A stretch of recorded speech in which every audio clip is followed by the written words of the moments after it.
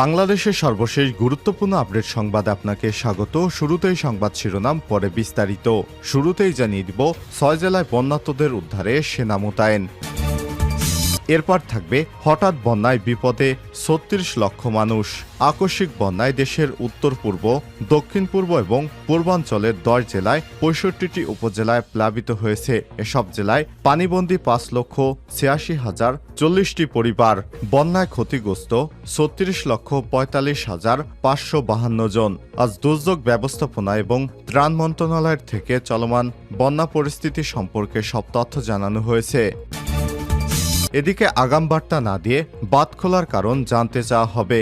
উপদেষ্টা পরিষদের বৈঠক। অন্তর্বর্তীকালীন সরকারের বন এবং পরিবেশ ও জলবায়ু পরিবর্তন বিষয়ক উপদেষ্টা সৈয়দা রেজওয়ানা হাসান বলেছেন, আগাম সতর্কবার্তা না দিয়ে বাঁধ ছেড়ে দেয় যে ভয়াবহ বন্যার পরিস্থিতি বাংলাদেশে সৃষ্টি হয়েছে সে বিষয়ে ভারতের কাছে আনুষ্ঠানিকভাবে জানতে চাওয়া হবে। একই সঙ্গে চলমান বন্যায় উদ্ধার এবং ত্রাণ তৎপরতা এবং বন্যা কবলিত এলাকা ঘুরে দেখবেন উপদেষ্টা পরিষদের সদস্যরা।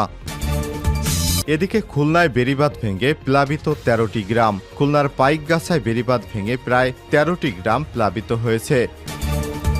জানিয়ে দিব, যেভাবে ঘুষ আদায়ে জাল ছড়িয়ে দিয়েছিলেন দীপুমণি। আওয়ামী লীগ সরকারের ৪ মেয়াদে ৩ বারের মন্ত্রী এবং একবারের সংসদ সদস্য ডক্টর দীপুমণি গ্রেপ্তারের পর ক্ষমতার অপব্যবহার এবং ঘুষ দুর্নীতির নানা তথ্য দিতে শুরু করেছেন।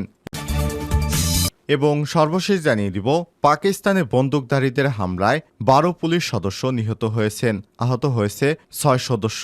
তাদের অবস্থাও গুরুতর। ওই পুলিশ সদস্যরা ডাকাত ধরতে গিয়েছিলেন, তবে এখন পর্যন্ত কোনো গোষ্ঠী এ হামলার দায় স্বীকার করেনি। পাকিস্তানের সংবাদ মাধ্যমের খবরে বলা হয়েছে, সম্ভাব্য ডাকাত দলের উপস্থিতি টের পেয়ে পুলিশের একটি দল ওই এলাকায় টহলে বের হয়। টহল গাড়িতে অন্তত ২০ জন পুলিশ সদস্য ছিলেন। সমস্ত পুলিশদের উপর গুলিবর্ষণ করে ডাকাতেরা এবং রকেট চালিত গ্রেনেড ছোড়ে। পুলিশ সদস্যরা প্রতিরোধের চেষ্টা করেও ব্যর্থ হয়। শেষ পর্যন্ত ১২ জন পুলিশ সদস্য স্পট ডেথ অর্থাৎ জায়গায় মারা যায়। প্রিয় দর্শক, এতক্ষণ শুনছিলেন সংবাদ শিরোনাম, এবারে বিস্তারিত।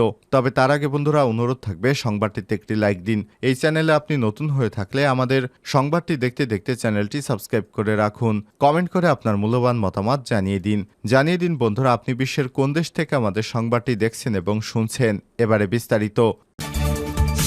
৬ জেলায় বন্যার্তদের উদ্ধারে সেনা মোতায়েন।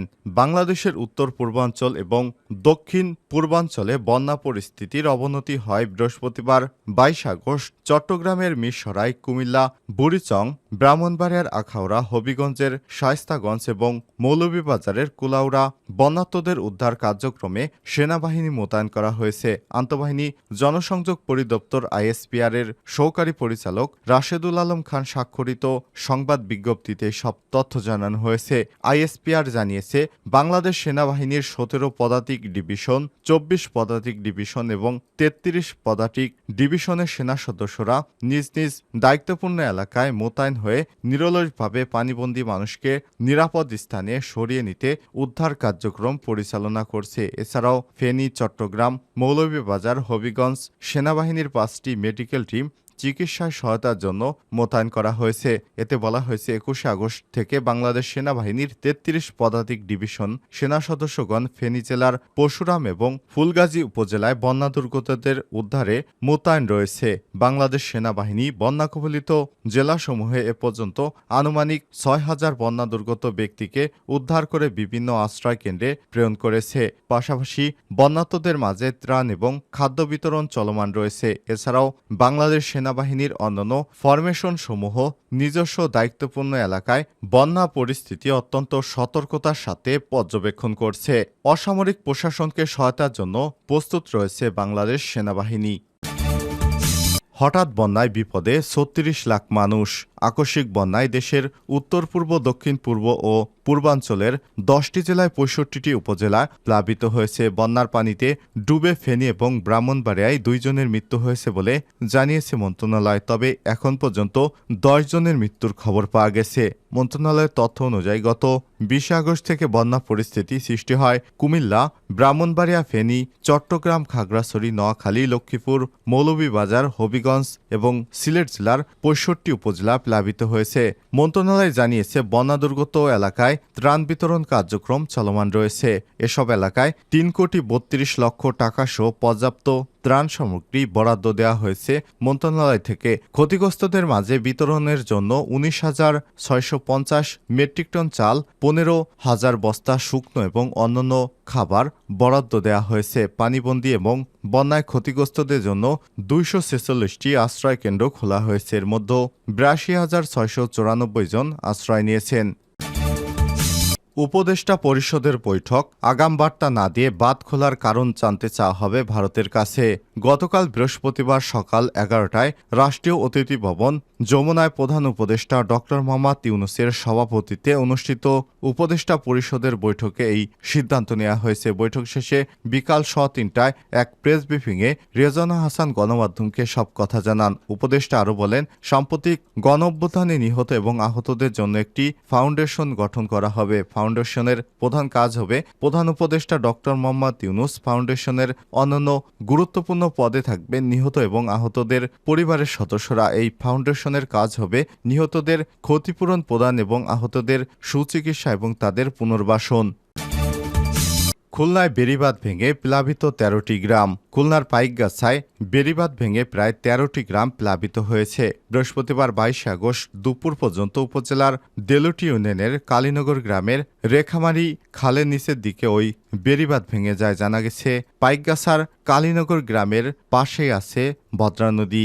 এদিন দুপুরের দিকে সেখানে পাবর 22 নম্বর উপকূল রক্ষায় বেড়িবাঁধ প্রায় 90 ফুটের মতো ভেঙে যায়। এ সময় 13টি গ্রামের মধ্যে পানি প্রবেশ শুরু করে। প্লাবিত গ্রামগুলো হলো কালীনগর, দারুল মল্লিক, গোপী পাগলা, তেলিখালী, সৈয়দখালী, খেজুরতলা, সেনের বের, হাটবাড়ি, ফুলবাড়ি, বাগিরদানা, দুর্গাপুর, হরিণখোলা এবং নোয়াই।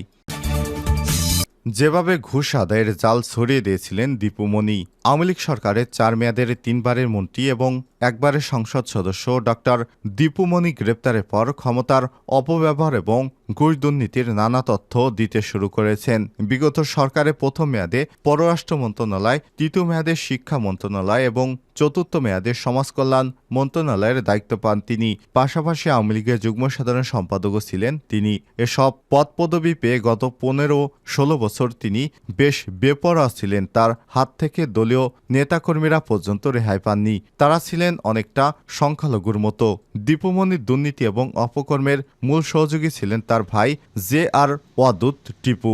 এ টিপুর নেতৃত্বে প্রথমে পররাষ্ট্র মন্ত্রণালয়, পরে শিক্ষা মন্ত্রণালয়ের সিন্ডিকেট গড়ে তোলা হয়। চক্রে চাঁদপুর পুরানবাজার ডিগ্রি কলেজের অধ্যক্ষ রতন কুমার মজুমদারও ছিলেন। আত্মগোপনে থাকা অবস্থায় আইন শৃঙ্খলা রক্ষাকারী বাহিনীর হাতে গ্রেপ্তার হয়ে তিনি এখন রিমান্ডে আছেন। তবে তার ভাই টিপু এবং রতন কুমার এখনও পলাতক।